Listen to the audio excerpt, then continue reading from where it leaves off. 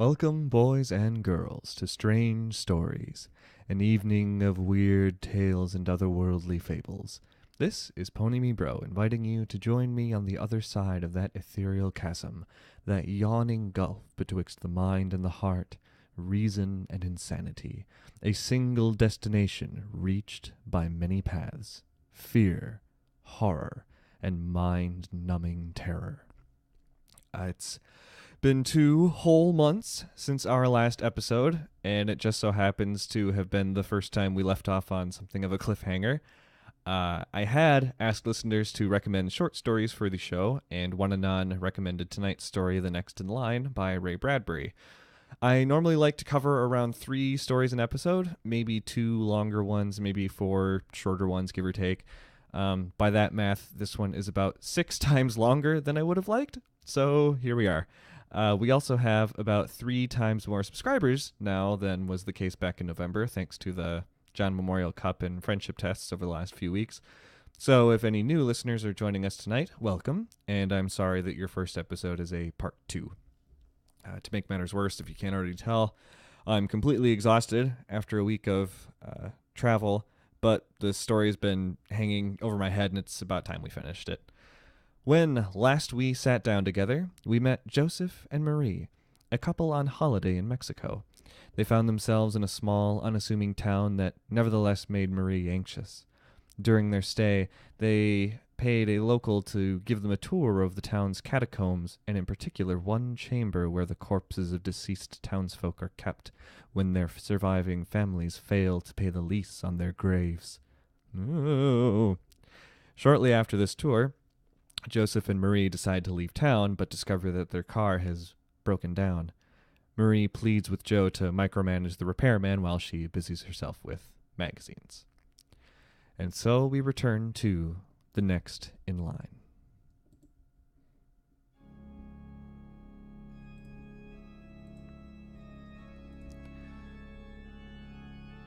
She sat in the room. The magazines were piled on each side of her and in a circle at her feet. She had made a little castle with portcullises of words, and into this she was withdrawn. God, I am rusty. All about her were the magazines she had bought and looked at on other days, and these were the outer barrier, and upon the inside of the barrier, upon her lap, as yet unopened, but her hands were trembling to open them and read again with hungry eyes, were the 3 battered Post magazines. She opened the first page. She would go through them page by page, line by line, she decided. Not a line would go unnoticed, a comma unread. Every little ad and every color would be fixed by her. And, she smiled with discovery, in those magazines at her feet were still advertisements and cartoons she had neglected. There would be little morsels of stuff for her to reclaim and utilize later. She would read this first Post tonight. Yes, tonight she would read this first delicious Post. Page on page she would eat it, and tomorrow night, if there was going to be a tomorrow night. But maybe there wouldn't be a tomorrow night here.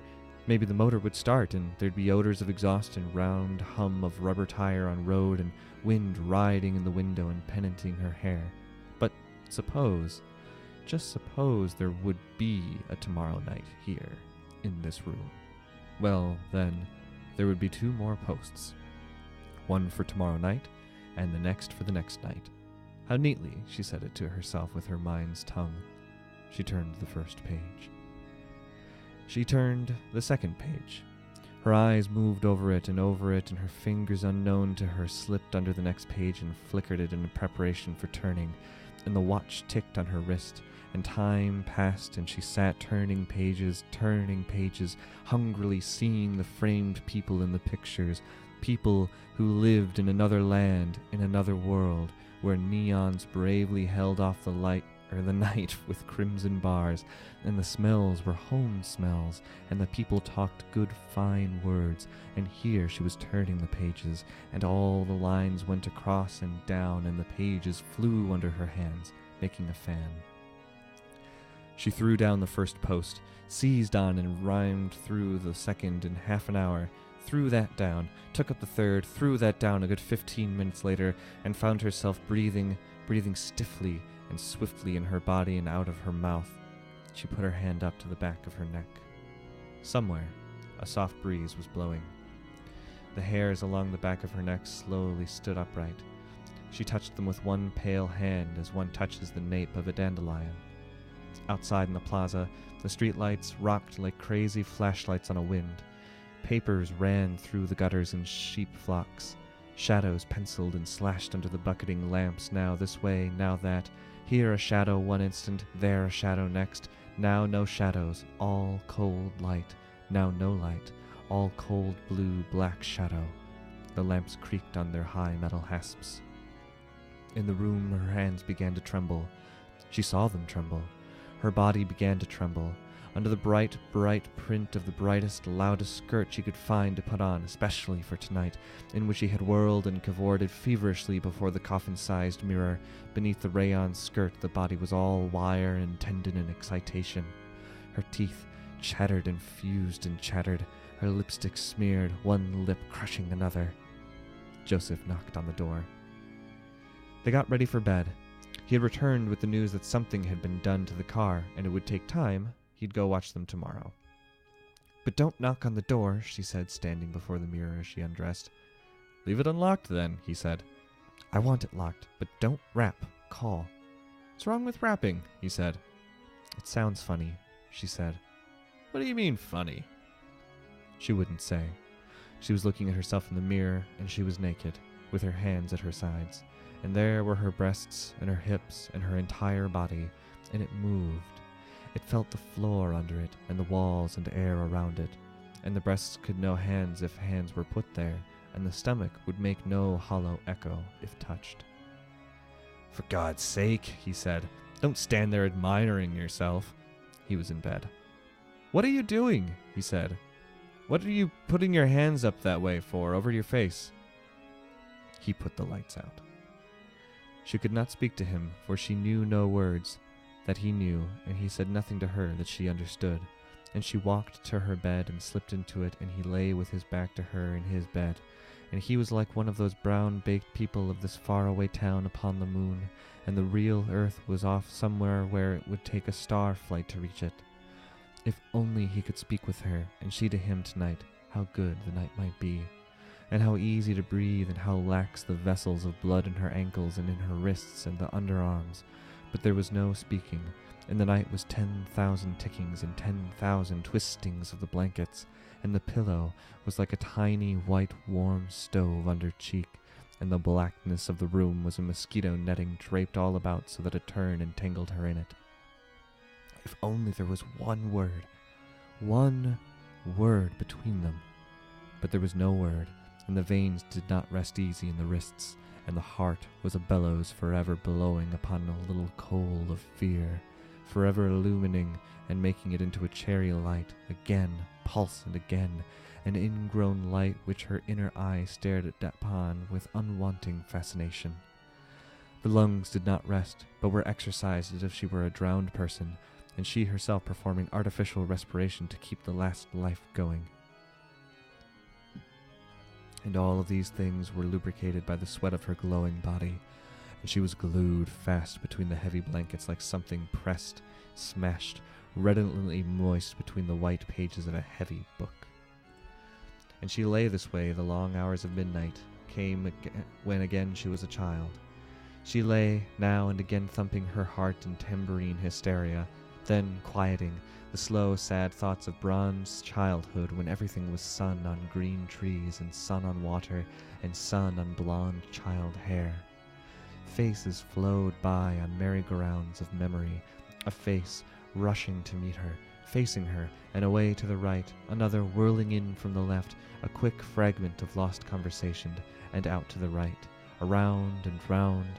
Oh, the night was very long.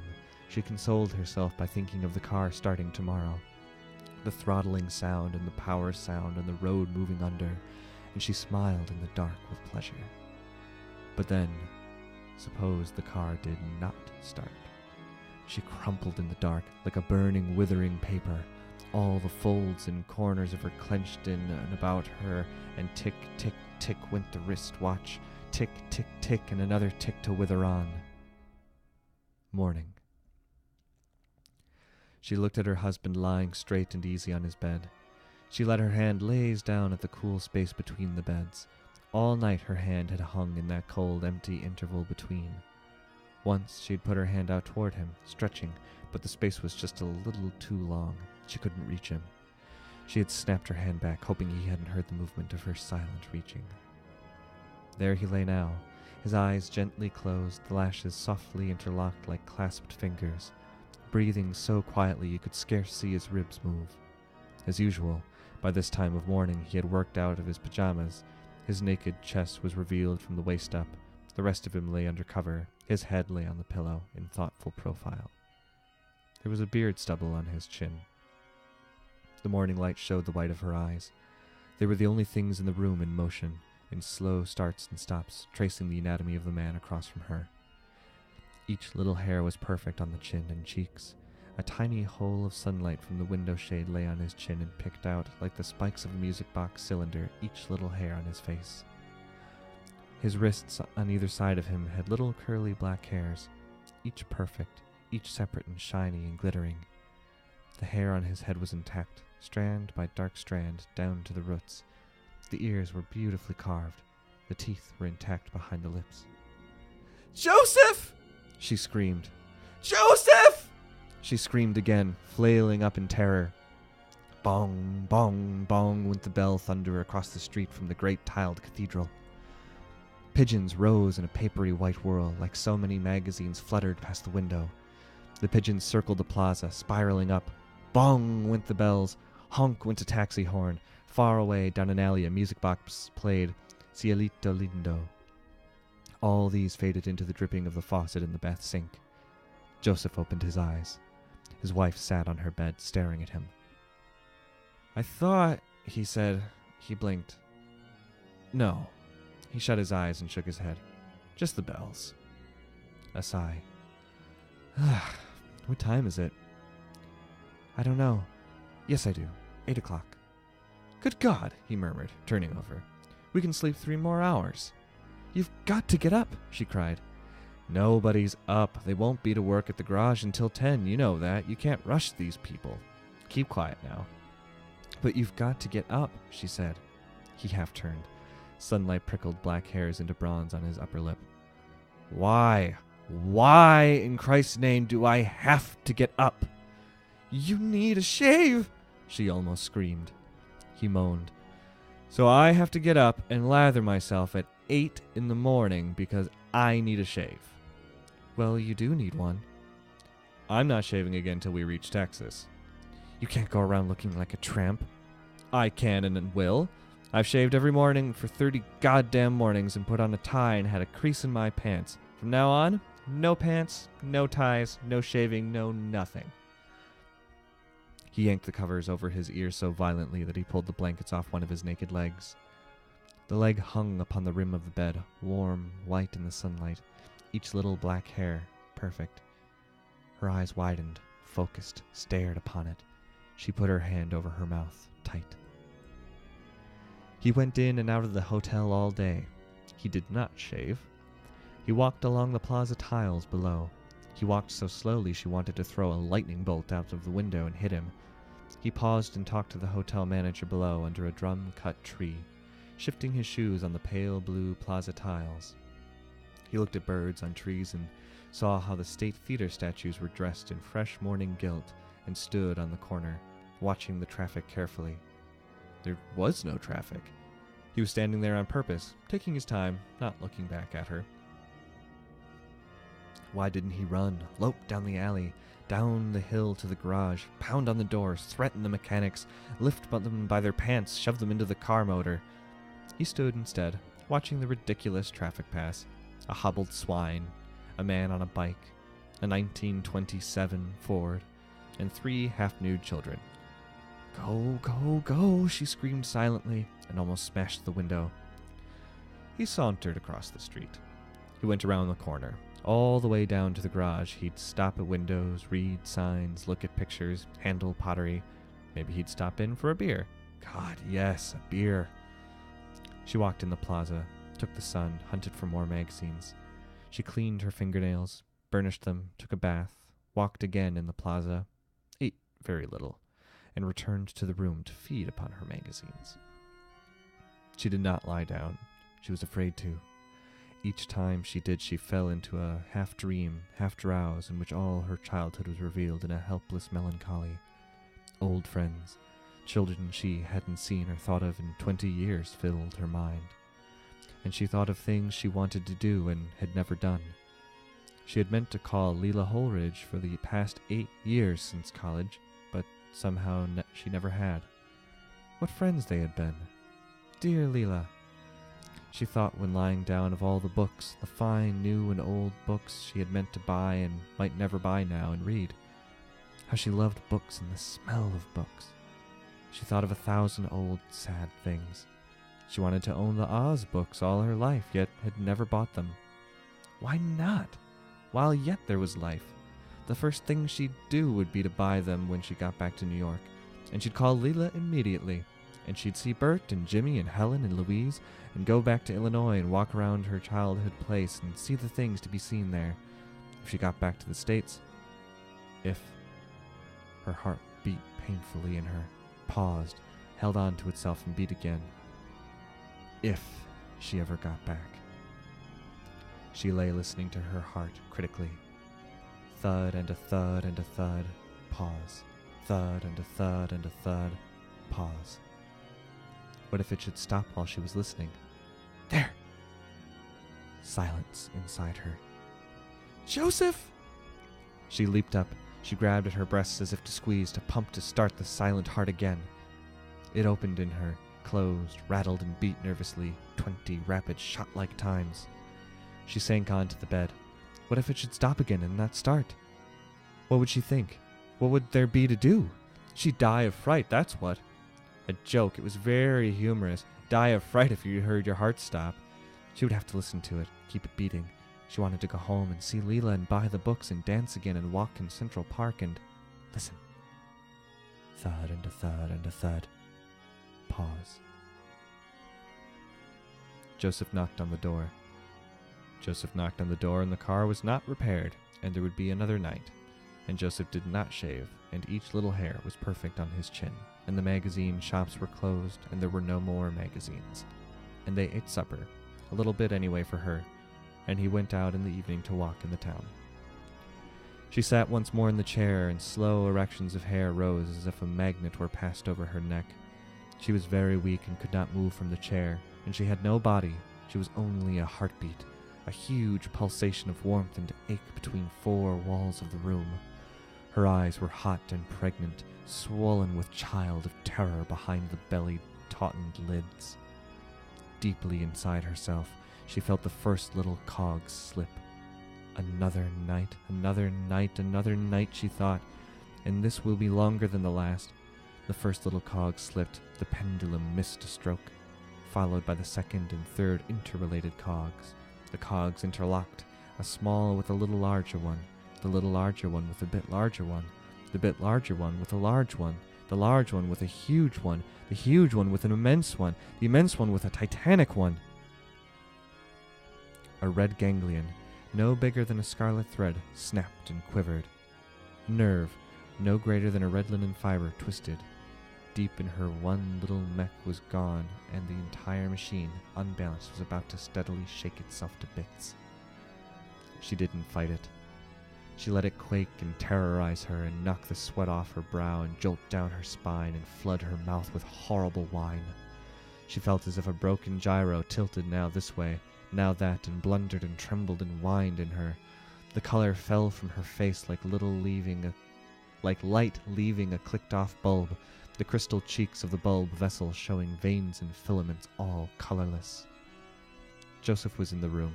He'd come in, but she didn't even hear him. He was in the room, but it made no difference. He changed nothing with his coming.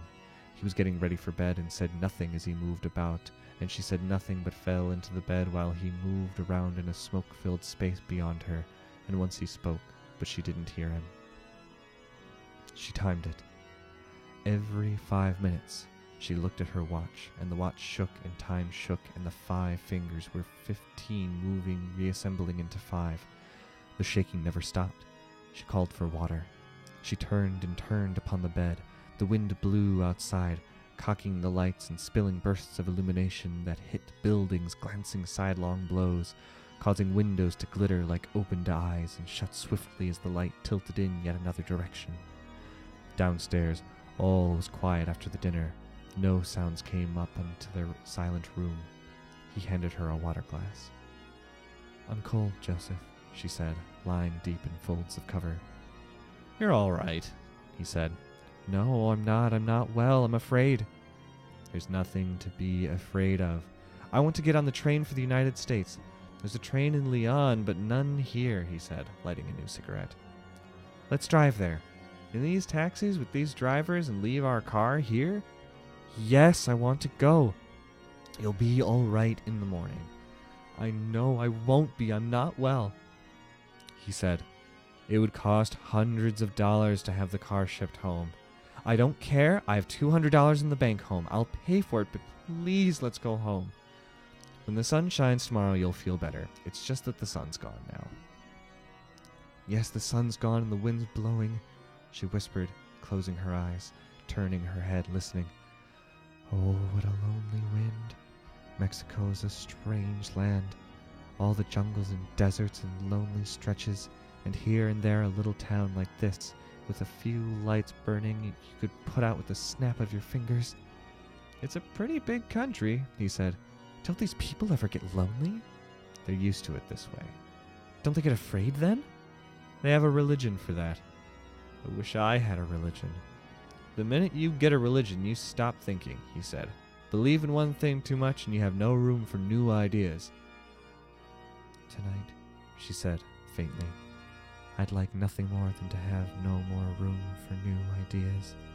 To stop thinking, to believe in one thing so much it leaves me no time to be afraid." "You're not afraid," he said. "If I had a religion," she said, ignoring him, "I'd have a lever with which to lift myself. But I haven't a lever now, and I don't know how to lift myself." "Oh, for God's..." he mumbled to himself, sitting down. "I used to have a religion," she said. "Baptist."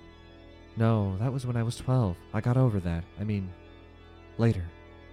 "You never told me." "You should have known," she said. "What religion? Plaster saints in the sacristy? Any special saint you like to tell your beads to?" "Yes."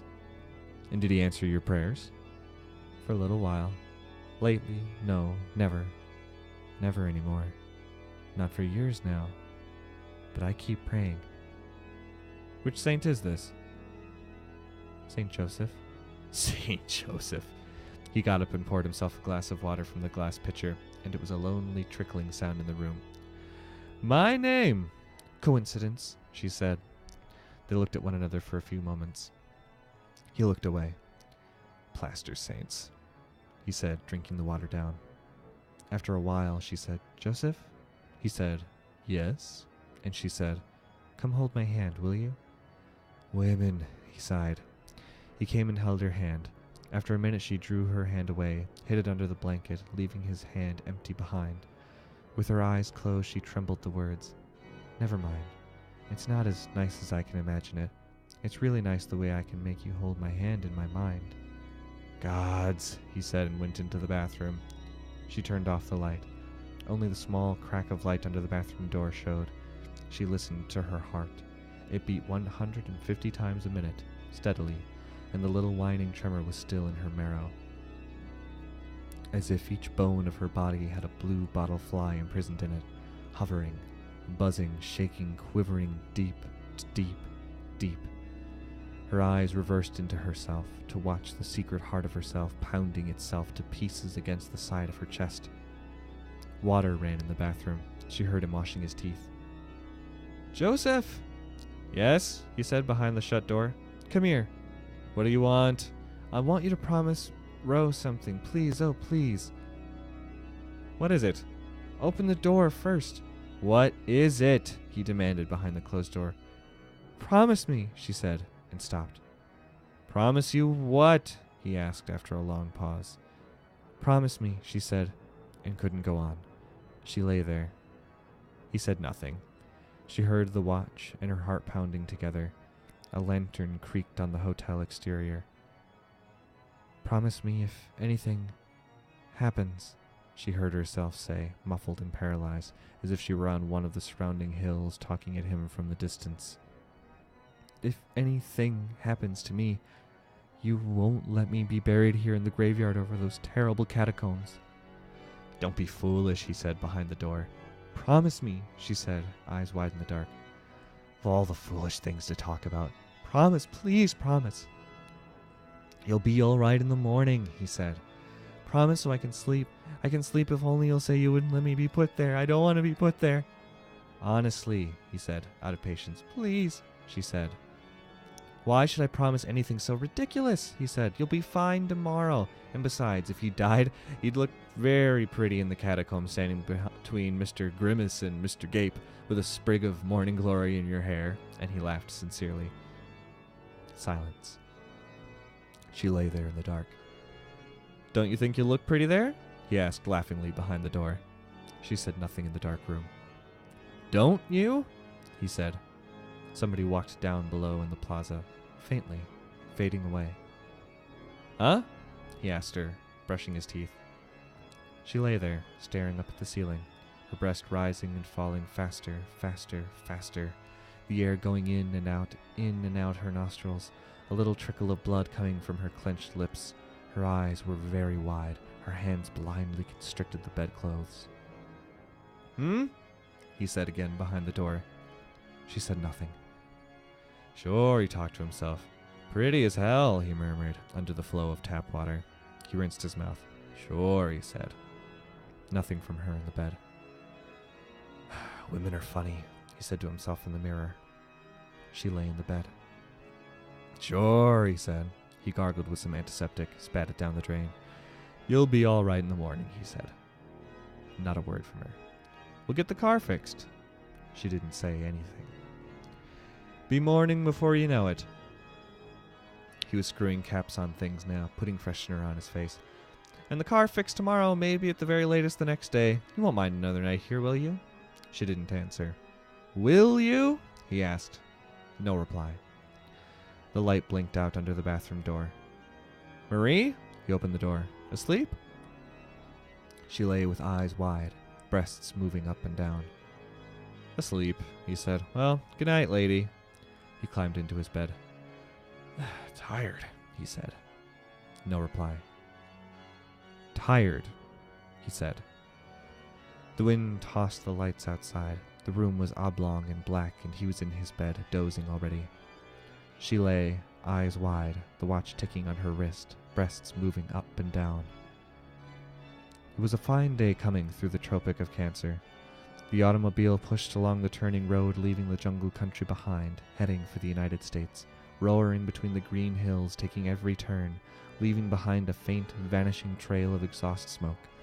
And inside, the shiny automobile sat Joseph, with his pink, healthy face, and his Panama hat, and a little camera cradled on his lap as he drove, a swath of black silk pinned around the left upper arm of his tan coat. He watched the country slide by and absent-mindedly made a gesture to the seat beside him, and stopped. He broke into a little sheepish smile and turned once more to the window of his car, humming a tuneless tune, his right hand slowly reaching over to touch the seat beside him, which was empty.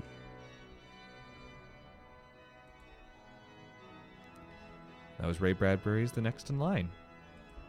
I thought I was about halfway through it, but I think I must have been 2/3 of the way through. A lot of dialogue in this latter part, so it goes a bit more quickly than the other stories. I'm going to grab some water real quick, and then I think we could probably have time for one more story. We'll do Clark Ashton Smith. So I will decide which of the... I had two I wanted to do. I'll figure out whichever one's shorter, and we'll run with that one. So let me pull up that intertitle. Okay. I'll grab some water. I'll be right back.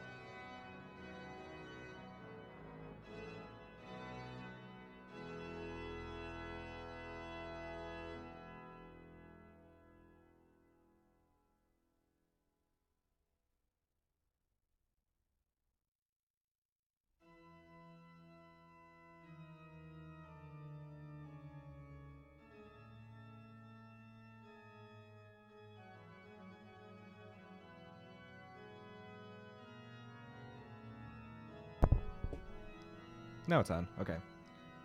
Nishla, how you doing, man? I've seen you in forever. Charted Isle.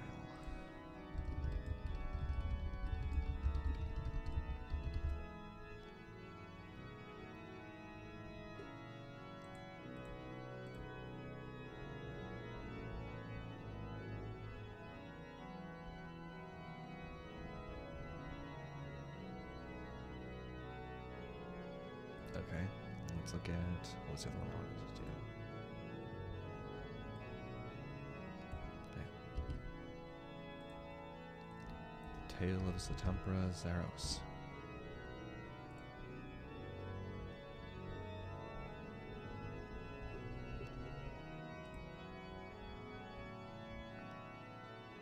Oh, they're both really good. You know what? The Tale of Satampra Zaros is, I think, a little bit longer, but it's also really fun, so I think we'll go ahead and do that one anyway. So again, this is Clark Ashton Smith, and the Tale of Satampra Zaros. I, Satampra Zaros of Uzul Darum, shall write with my left hand, since I have no longer any other, the tale of everything that befell Teru Vompalios and myself in the shrine of the god Sathagua, which lies neglected by the worship of man in the jungle-taken suburbs of Comorium, that long-deserted capital of the Hyperborean rulers. I shall write it with the violet juice of the Suvana palm, which turns to a blood-red rubric with the passage of years, on a strong vellum that is made from the skin of the mastodon, as a warning to all good thieves and adventurers who may hear some lying legend of the lost treasures of Comorium, and be tempted thereby. Now, Teru Vompalios was my lifelong friend and my trustworthy companion in all such enterprises as require deft fingers and a habit of mind both agile and adroit. I can say without flattering myself, or Teru Vompalios either, that we carried to an incomparable success more than one undertaking from which fellow craftsmen of a much wider renown than ourselves might well have recoiled in dismay. To be more explicit, I refer to the theft of the jewels of Queen Cunumbria, which were kept in a room where 200 venomous reptiles wandered at will, and the breaking of the adamantine box of Acromi, in which were all the medallions of an early dynasty of Hyperborean kings. It is true that these medallions were difficult and perilous to dispose of, and that we sold them at a dire sacrifice to the captain of a barbarian vessel from remote Lemuria. But nevertheless, the breaking of that box was a glorious feat, for it had to be done in absolute silence, on account of the proximity of a dozen guards who were all armed with tridents. We made use of a rare and mordant acid. But I must not linger too long and too garrulously by the way, however great the temptation to ramble on amid heroic memories and the high glamour of valiant or slightful deeds.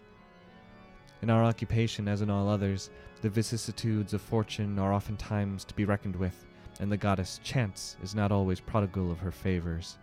So it was that Teru Vompalios and I, at the time of which I write, had found ourselves in a condition of pecuniary depletion, which, though temporary, was nevertheless extreme, and was quite inconvenient and annoying, coming as it did on the heel of more prosperous days, of more profitable midnights. People had become accursedly chary of their jewels and other valuables. Windows and doors were double barred, new and perplexing locks were in use, guards had grown more vigilant or less somnolent. In short, all the natural difficulties of our profession had multiplied themselves. At one time we were reduced to the stealing of more bulky and less precious merchandise than that in which we customarily dealt, and even this had its dangers. Even now it humiliates me to remember the night when we were nearly caught with a sack of red yams. And I mention all this that I may not seem in any ways vainglorious. One evening, in an alley of the more humble quarter of Uzul Darum, we stopped to count our available resources, and found that we had between us exactly 3 pazurs, enough to buy a large bottle of pomegranate wine or 2 loaves of bread. We debated the problem of expenditure. The bread, contended Teru Vompalios, will nurture our bodies, will lend a new and more expeditious force to our spent limbs and our toil-worn fingers. The pomegranate wine, said I, will ennoble our thoughts, will inspire and illuminate our minds, and perchance will reveal to us a mode of escape from our present difficulties. Taruv and Palios yielded without undue argument to my superior reasoning, and we sought the doors of an adjacent tavern. Tavern. The wine was not of the best in regard to flavor, but the quantity and strength were all that could be desired. We sat in the crowded tavern and sipped it at leisure, till all the fire of the bright red liquor had transferred itself to our brains. The darkness and dubiety, I should have looked this up, of our future ways became illumined as by the light of rosy cressets, and the harsh aspect of the world was marvelously softened. Anon, there came to me an inspiration. Taruv and Palios, I said, is there any reason why you and I, who are brave men and nowise subject to the fears and superstitions of the multitude, should not avail ourselves of the kingly treasures of Comorium? A day's journey from this tiresome town, a pleasant sojourn in the country, an afternoon or forenoon of archaeological research, and who knows what we should find? You speak wisely and valiantly, my dear friend, rejoined Taruv and Palios. Indeed, there is no reason why we should not replenish our deflated finances at the expense of a few dead kings or gods. Now Comorium, as all the world knows, was deserted many hundred years ago because of the prophecy of the White Sibyl of Pelarion, who foretold an undescribed and abominable doom for all mortal beings who should dare to tarry within its environs. Some say that this doom was a pestilence that would have come from the northern waste of the paths of the jungle tribes. Others, that it was a form of madness. At any rate, no one, neither king nor priest nor merchant nor laborer nor thief, remained in Comorium to abide its arrival, but all departed in a single migration to found at the distance of a day's journey the new capital, Uzul-Darum. And strange tales are told of horrors and terrors not to be faced or overcome by man, that haunt forevermore the shrines and mausoleums and palaces of Comorium. And still it stands, a lustre of marble, a magnificence of granite, all a-throng with spires and cupolas and obelisks that the mighty trees of the jungle have not yet overtowered, and a fertile inland valley of Hyperborea. And men say that in its unbroken vaults there lies entire and undespoiled as of yore the rich treasure of olden monarchs, that the high-built tombs retain the gems and electrum that were buried with their mummies, that the fanes have still their golden altar vessels and furnishings, the idols their precious stones in ear and mouth and nostril and navel. I think that we should have set out that very night if we had only had the encouragement and inspiration of a second bottle of pomegranate wine. As it was, we decided to start at early dawn. The fact that we had no funds for our journey was of small moment, for, unless our former dexterity had altogether failed us, we could levy a modicum of involuntary tribute from the guileless folk of the countryside. In the meanwhile, we repaired to our lodgings, where the landlord met us with a grudging welcome and a most ungracious demand for his money. But the golden promise of the morrow had armed us against all such trivial annoyances, and we waved the fellow aside with a disdain that appeared to astonish if not to subdue him. We slept late, and the sun had ascended far upon the azure acclivity of the heavens when we left the gates of Uzul-Darum and took the northern road that leads toward Comorium. We breakfasted well on some amber melons and a stolen fowl that we cooked in the woods, and then resumed our wayfaring. In spite of a fatigue that increased upon us toward the end of the day, our trip was a pleasurable one, and we found much to divert us in the varying landscapes through which we passed, and in their people. Some of these people, I am sure, must still remember us with regret, for we did not deny ourselves anything procurable that tempted our fancy or our appetites. It was an agreeable country, full of farms and orchards and running waters and green, flowery woods. At last, some while in the course of the afternoon, we came to the ancient road, long disused and well nigh overgrown, which runs from the highway through the elder jungle to Comorium. No one saw us enter this road, and thenceforward we met no one. At a single step, we passed from all human ken, and it seemed that the silence of the forest around us had lain unstirred by mortal footfall ever since the departure of the legendary king and his people so many centuries before. The trees were vaster than any we had ever seen. They were interwoven by the endless labyrinthine volumes, the eternal web-like convolutions of creepers almost as old as they themselves. The flowers were unwholesomely large, their petals bore a lethal pallor or a sanguinary scarlet, and their perfumes were overpoweringly sweet or fetid. The fruits along our way were of great size, with purple and orange and russet colors, but somehow we did not dare to eat them. The woods grew thicker and more rampant as we went on, and the road, though paved with granite slabs, was more and more overgrown, for trees had rooted themselves in the interstices, often forcing the wide blocks apart.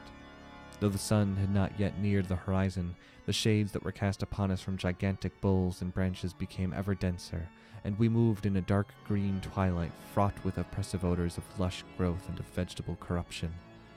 There were no birds nor animals, such as one would think to find in any wholesome forest, but at rare intervals a stealthy viper with pale and heavy coils glided away from our feet among the rank leaves of the roadside, or some enormous moth with baroque and evil-colored mottlings flew before us and disappeared in the dimness of the jungle. Abroad already in the half-light, huge purpureal bats with eyes like tiny rubies arose at our approach from the poisonous-looking fruits on which they feasted, and watched us with malign attention as they hovered noiselessly in the air above. And we felt somehow that we were being watched by other and invisible presences. And a sort of awe fell upon us, and a vague fear of the monstrous jungle, and we no longer spoke aloud, or frequently, but only in rare whispers. Among other things, we had contrived to procure along our way a large leathern bottle full of palm spirit. A few sips of the ardent liquor had already served to lighten more than once the tedium of our journey, and now it was to stand us in good stead. Each of us drank a liberal draught, and presently the jungle became less awesome, and we wondered why we had allowed the silence and the gloom, the watchful bats and the brooding immensity, to weigh upon our spirits even for a brief while, and I think that after a second draught we began to sing. When twilight came, and a waxing moon shone high in the heavens after the hidden day star had gone down, we were so imbued with the fervor of adventure that we decided to push on and reach Comorium that very night. We supped on food that we had levied from the country people, and the leathern bottle passed between us several times. Then, considerably fortified, and replete with hardihood and the valor of a lofty enterprise, we resumed our journeying. Indeed, we had not much further to go, even as we were debating between ourselves, with an ardor that made us oblivious of our long wayfaring, what costly loot we would first choose from among all the mythical treasures of Comorium. We saw in the moonlight the gleam of marble cupolas above the tree-tops, and then between the boughs and boles the wan pillars of shadowy porticos. A few more steps, and we trod upon paven streets that ran transversely from the high road we were following into the into the tall, luxuriant woods on either side, where the fronds of mighty palm ferns overtopped the roofs of ancient houses. We paused, and again the silence of elder desolation claimed our lips, for the houses were white and still as sepulchres, and the deep shadows that lay around and upon them were chill and sinister and mysterious as the very shadow of death. It seemed that the sun could not have shone for ages in this place, that nothing warmer than the spectral beams of the cadaverous moon had touched the marble and granite ever since that universal migration prompted by the prophecy of the white Sibyl of Palarion. "I wish it were daylight," murmured Teruvam Palios. His low tones were oddly sibilant, were unnaturally audible in the dead stillness. "Teruvam Palios," I replied, "I trust that you are not growing suspicious. Superstitious. I should be loath... That's gotta be a typo. I should be loath to think that you are succumbing to the infantile fancies of the multitude. Howbeit, let us have another drink." We lightened the leathern bottle appreciably by the demand we now made upon its contents, and were marvelously cheered thereby. So much so, indeed, that we forthwith started to explore a left-hand avenue which, though it had been laid out with a mathematical directness, vanished at no great distance among the fronded trees. Here, somewhat apart from the other buildings in a sort of square that the jungle had not yet wholly usurped, we found a small temple of antique architecture which gave the impression of being far older even than the adjoining edifices. It also differed from these in its material, for it was builded of a dark basaltic stone, heavily encrusted with lichens that seemed of a coeval antiquity. It was square in form, and had no domes nor spires, nor facade or pillars, and only a few narrow windows high above the ground. Such temples are rare in Hyperborea nowadays, but we knew it for a shrine of Sathagua, one of the elder gods, who receives no longer any worship from men, but before whose ashen altars, people say, the furtive and ferocious beasts of the jungle, the ape, the giant sloth, and the long-toothed tiger, have sometimes been seen to make obeisance, and have been heard to howl or whine their inarticulate prayers. The temple, like the other buildings, was in a state of well-nigh perfect preservation. The only signs of decay were in the carven lintel of the door, which had crumbled and splintered away in several places. The door itself, wrought of a swarthy bronze all over greened by time, stood slightly ajar. Knowing that there should be a jeweled idol within, not to mention the various altarpieces of valuable metals, we felt the urge of temptation. Surmising that strength might be required to force open the verdigris-covered door, we drank deeply, and then applied ourselves to the task. Of course the hinges were rusted, and only by dint of mighty and muscular heavings did the door at last begin to move. As we renewed our efforts, it swung slowly inward with a hideous grating and grinding that mounted to an almost vocal screech, in which we seemed to hear the tones of some unhuman entity.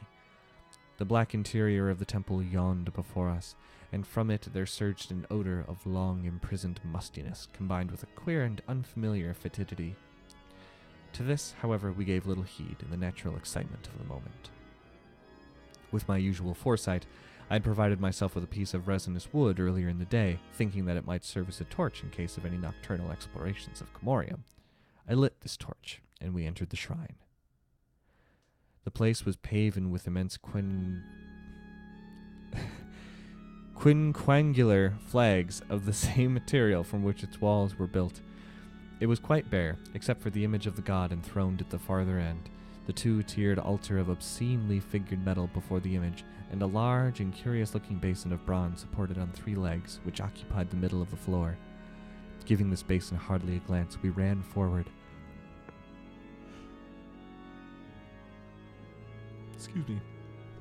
And I thrust my torch into the face of the idol. I had never seen an image of Sathagua before, but I recognized him without difficulty from the descriptions I had heard. He was very squat and pot-bellied. His head was more like that of a monstrous toad than a deity, and his whole body was covered with an imitation of short fur, giving somehow a vague suggestion of both the bat and the sloth. His sleepy lids were half lowered over his globular eyes, and the tip of a queer tongue issued from his fat mouth. In truth, he was not a comely or personable sort of god, and I did not wonder at the cessation of his worship, which could only have appealed to a very brutal and aboriginal men at any time. Taruv and Palios and I began to swear simultaneously by the names of more urbane and civilized deities, when we saw that not even the commonest of semi-precious gems was visible anywhere, either upon or within any feature or member of this execrable image. With a niggardliness beyond parallel, even the eyes had been carven from the same dull stone as the rest of the abominable thing, and mouth, nose, ears, and all other orifices were unadorned. We could only wonder at the avarice or poverty of the beings who had wrought this unique bestiality.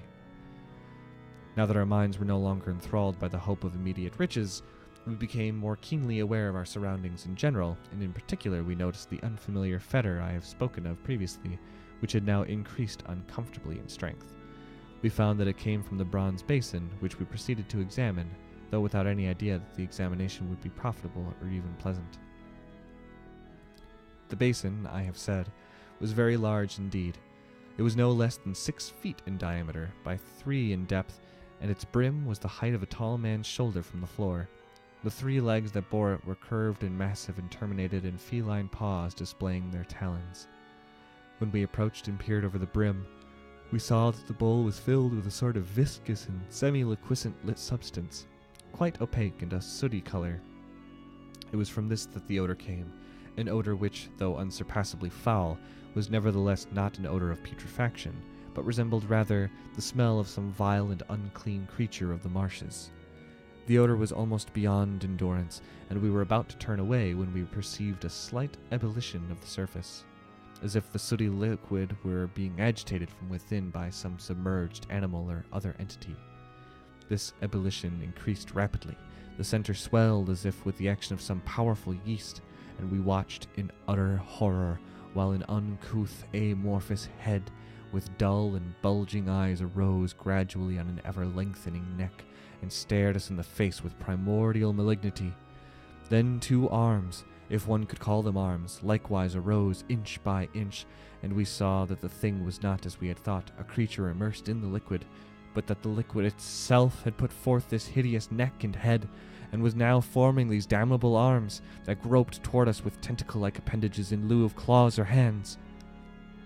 A fear which we had never experienced even in dreams, of which we had found no hint in our most perilous nocturnal excursions, deprived us of the faculty of speech, but not of movement. We recoiled a few paces from the bull, and coincidentally with our steps, the horrible neck and arms continued to lengthen. Then the whole mass of the dark fluid began to rise, and far more quickly than the savannah juice runs from my pen, it poured over the rim of the basin like a torrent of black quicksilver, taking as it reached the floor an undulant ophidian form which immediately developed more than a dozen short legs. What unimaginable horror of protoplastic life, what loathly spawn of the primordial slime had come forth to confront us, we did not pause to consider or conjecture. The monstrosity was too awful to permit of even a brief contemplation. Also, its intentions were too plainly hostile, and it gave evidence of anthropophagic inclinations, for it slithered toward us with an unbelievable speed and celerity of motion, opening as it came a toothless mouth of amazing capacity. As it gaped upon us, revealing a tongue that uncoiled like a long serpent, its jaws widened with the same extreme elasticity that accompanied all its other movements. We saw that our departure from the fane of Sathagua had become most imperative, and turning our backs to all the abominations of that unhallowed shrine, we crossed the sill with a single leap and ran headlong in the moonlight through the suburbs of Comorium. We rounded every convenient corner, we doubled upon our tracks behind the palaces of time-forgotten nobles and the warehouses of unrecorded merchants. We chose preferably the places where the incursive jungle trees were highest and thickest, and at last, on a by-road where the outlying houses were no longer visible, we paused and dared to look back.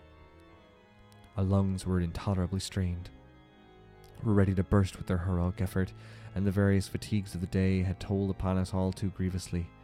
But when we saw at our heels the black monster, following us with a serpentine and undulating ease like a torrent that descends a long declivity, our flagging limbs were miraculously reanimated, and we plunged from the betraying light of the by-road into the pathless jungle, hoping to evade our pursuer in the labyrinth of boles and vines and gigantic leaves. We stumbled over roots and fallen trees. We tore our raiment and lacerated our skins on the savage brambles. We collided in the gloom with huge trunks and limber saplings that bent before us. We heard the hissing of tree snakes that spat their venom at us from the boughs above, and the grunting or howling of unseen animals when we trod upon them in our precipitate flight. But we no longer dared to stop or look behind. We must have continued our headlong peregrinations for hours. The moon, which had given us little light at best through the heavy leafage, fell lower and lower among the enormous fronded palms and intricate creepers. But its final rays, when it sank, were all that saved us from a noisome marsh with mounds and hassocks of bog-concealing grass, amid whose perilous environs and along whose mephitic rim we were compelled to run without pause or hesitation, or time to choose our footing, with our damnable pursuer dogging every step. Now, when the moon had gone down, our flight became wilder and more hazardous, a veritable delirium of terror, exhaustion, confusion, and desperate, difficult progression among obstacles to which we gave no longer any distinct heed or comprehension, through a night that clung to us and clogged us like an evil load, like the toils of a monstrous web. It would seem that the creature behind us, with its unbelievable facilities of motion and self-elongation, could have overtaken us at any time, but apparently it desired to prolong the game. And so, in a semi-eternal protraction of inconclusive horrors, the night wore on, but we never dared to stop or look back. Far off and wan, a glimmering twilight grew among the trees, a foreomening of the hidden morn. Wearier than the dead, and longing for any repose, any security, even that of some indiscernible tomb, we ran toward the light, and stumbled forth from the jungle upon a paven street among marble and granite buildings. Dimly, Dully, beneath the crushing of our fatigue, we realized that we had wandered in a circle and had come back to the suburbs of Comorium. Before us, no further away than the toss of a javelin, was the dark temple of Sathagua. Again we ventured to look back, and saw the elastic monster whose legs had now lengthened till it towered above us, and whose maw was wide enough to have swallowed us both at a mouthful. It followed us with an effortless glide, with a surety of motion and intention too horrible, too cynical to be borne. We ran into the temple of Sathagua, whose door was still open just as we had left it, and closing the door behind us with a fearful immediacy, we contrived in the superhuman strength of our desperation to shoot one of the rusty bolts. Now, while the chill dreariness of the dawn fell down in narrow shafts through the windows high in the wall, we tried with a truly heroic resignation to compose ourselves, and waited for whatever our destiny should bring. And while we waited, the god Sathagua appeared upon us with an even more imbecile squatness, and the vileness and bestiality than he had shown in the torchlight. I think I have said that the lintel of the door had crumbled and splintered away in several places. In fact, the beginning process of ruin had made 3 apertures, through which the daylight now filtered, and which were large enough to have permitted the passage of small animals or sizable serpents. For some reason, our eyes were drawn to these apertures. We had not gazed long, when the light was suddenly intercepted in all 3 openings, and then a black material began to pour through them and ran down the door in a triple stream to the flagstones, where it reunited and resumed the form of the thing that had followed us. "Farewell, Teruvum Palios," I cried, with such remaining breath as I could summon. Then I ran and concealed myself behind the image of Sathagua, which was large enough to screen me from view, but, unfortunately, was too small to serve this purpose for more than one person. Teruvum Palios would have preceded me with the same laudable idea of self-preservation, but I was the quicker. And seeing that there was not room for both of us to the rearward of Sathagua, he returned my valediction and climbed into the great bronze basin, which alone could now afford a moment's concealment in the bareness of the fane. Peering from behind that execrable god, whose one merit was the width of his abdomen and his haunches, I observed the actions of the monster. No sooner had Teruvum Palios crouched down in the 3-legged bowl when the nameless enormity reared itself up like a sooty pillar and approached the basin.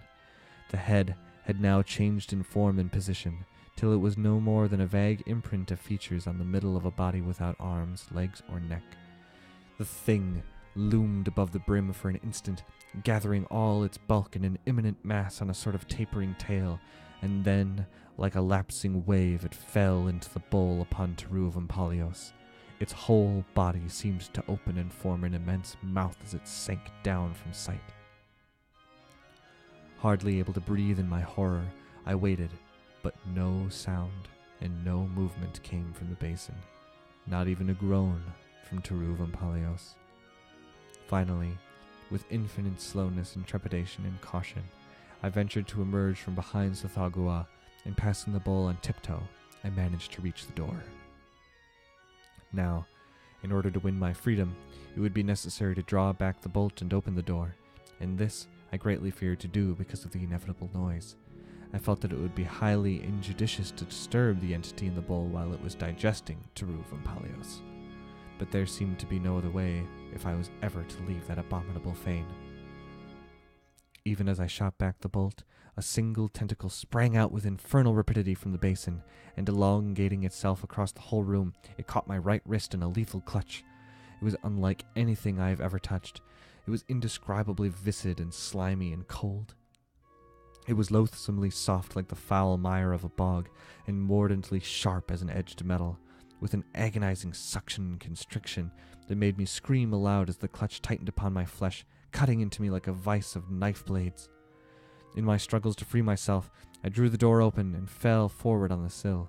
A moment of awful pain, and then I became aware that I had broken away from my captor, but looking down, I saw that my hand was gone, leaving a strangely withered stump from which little blood issued. Then, gazing behind me in the shrine, I saw the tentacle recoil and shorten till it passed from view behind the rim of the basin, bearing my lost hand to join whatever now remained of Teruvum Palios.